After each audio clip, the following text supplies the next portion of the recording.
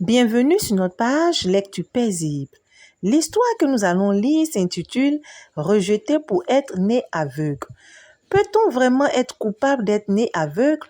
Lisons cette histoire. Lorsque mon fils Hugues est né aveugle avec 6 doigts, ma vie a basculé. Mon fiancé nous a tourné le dos ainsi que sa famille. Sa mère l'a convaincu que mon fils lui porterait malheur. J'avoue ne pas avoir d'explication à ces handicaps de notre fils. Cependant, pratiquante chrétienne, j'ai considéré cela comme la volonté de Dieu. Mon histoire avec Jérémie a commencé en 2012. J'avais 17 ans et j'étais en terminale. J'ai rencontré Jérémie lorsque je me suis rendue dans la société où il travaillait afin d'avoir une idée sur les coûts des ordinateurs. Je précise que Jérémie est informaticien. Je suis tombée sous son charme dès le premier regard. Je crois d'ailleurs que cela a été réciproque. Nous avons sympathisé, il a pris ma requête à bras le corps et m'a conseillé le meilleur outil pour mon niveau d'études. Nous sommes restés en contact. Je n'ai pas mis du temps à tomber amoureuse de lui. Nous nous voyons régulièrement. Puis, avant les examens, j'ai été constamment malade. Je ne tenais plus sur mes jambes. Je savais bien que j'étais enceinte, mais je refusais l'évidence. Je craignais par-dessus tout la réaction de ma mère. Lorsque le médecin a confirmé la grossesse, elle a fondu en larmes. J'étais malheureuse, je venais de briser tous ses rêves. J'ai toujours vécu avec ma mère.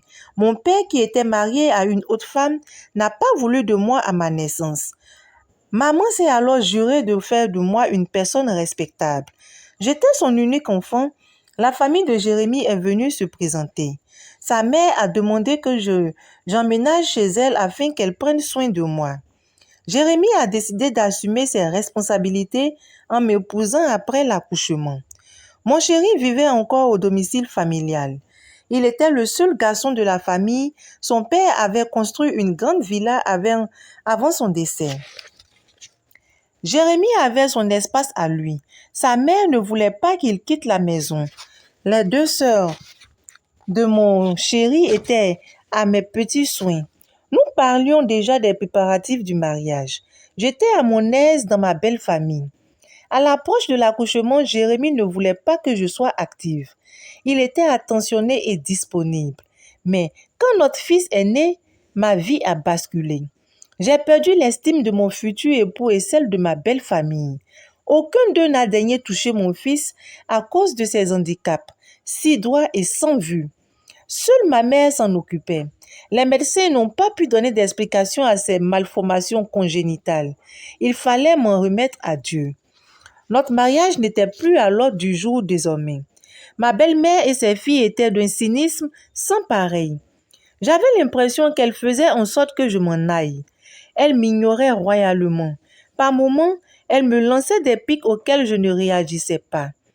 J'évitais donc de me faire voir puisque je savais qu'elles me repugnaient. Mon fils grandit dans cette atmosphère hostile. Plus le temps passait, plus je me rendais compte qu'il était attachant et adorable. Son père n'avait aucun contact avec lui.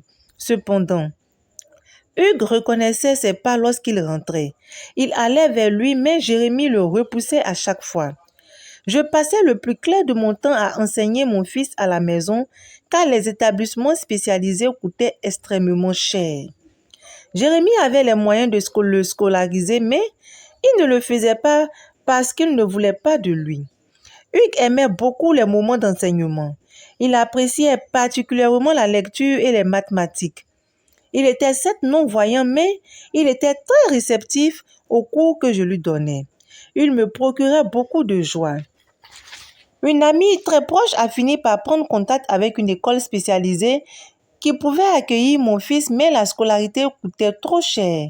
Le service social de l'établissement me parla d'une ONG susceptible de m'aider. Je m'y rendis. Aujourd'hui, grâce à cette ONG, j'ai à nouveau le sourire.